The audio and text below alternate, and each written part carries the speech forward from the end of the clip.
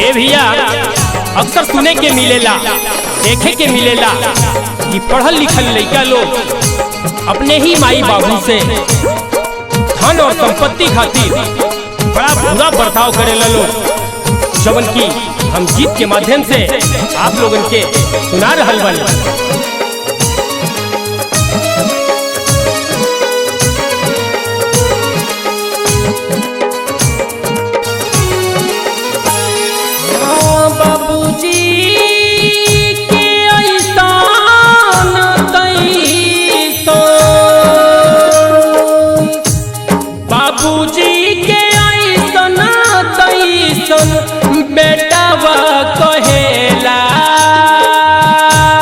बेटावा कहेला माई के फूहर पातर गाली सुनावल करेला, माई के फूहर पातर गाली सुनावल करेला। बाबूजी के ऐसन तैसन बेटावा कहेला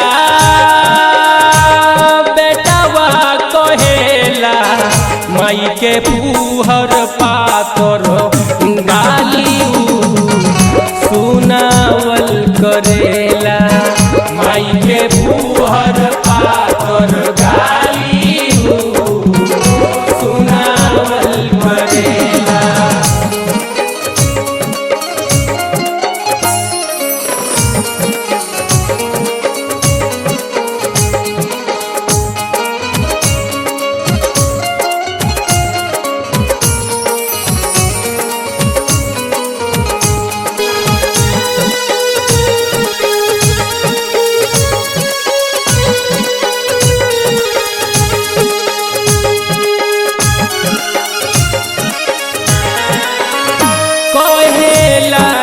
माई बाबू कैला तू का हो, कैला तू का हो, कहेला कि माई बाबू कैला तू का हो, कैला तू का हो।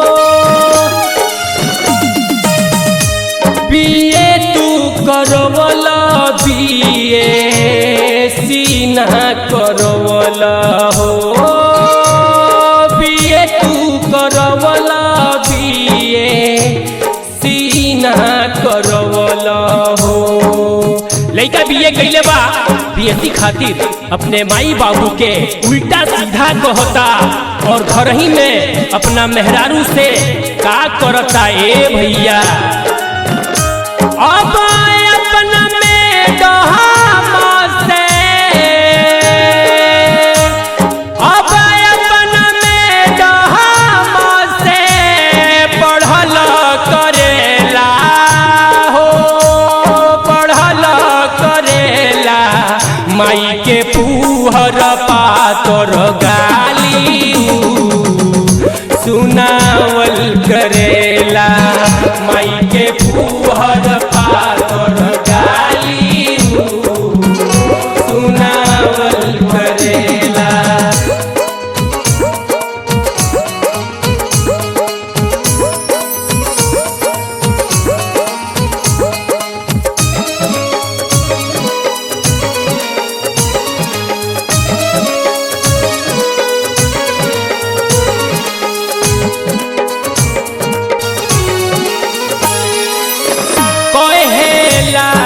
तोहरो हम बुढ़ापा के सहारा हो, बुढ़ापा के सहारा हो, कहेला कि तोहरो हम बुढ़ापा के सहारा हो, बुढ़ापा के सहारा हो। आवेला तो दूर काहे कैला हो, आवेला बुढ़ापा तो दूर काहे कैला हो। ए भैया बहुत से ऐसे लिखा अपने माई बाबू से कहले सन, ए बाबूजी ए माई हम तो तोहरा बुढ़ापा के सहारा हई, लेकिन जब बुढ़ापा आवेला तो माई बाबू के लात मार के भगा देला सन। अपना माई बाबू के अपना माई बाबू के मरल करेला हो, मरल करेला माई के फूहर पातर काली सुनावल करेला, माई के फूहर पातर काली सुनावल करेला।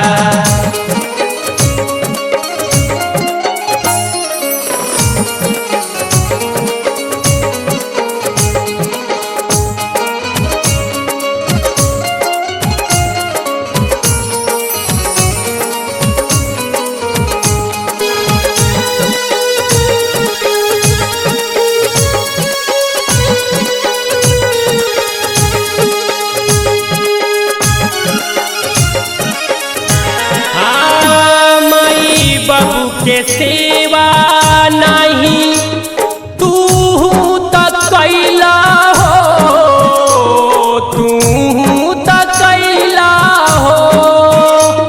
माई बाबू के सेवा नहीं तू तक कैला हो, तू तक कैला हो। आई तोहर बुढ़ापा तो रो रो के जइब हो, आई तोहर बुढ़ापा तो रो रो के जइब हो।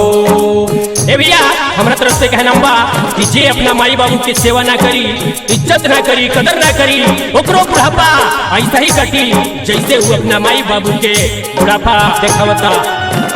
बाबो नाही ऊपर वाला माफ करेला हो, माफ करेला माई के फूहर पातर गाली सुनावल करेला, माई के फूहर पातर गाली सुनावल करेला।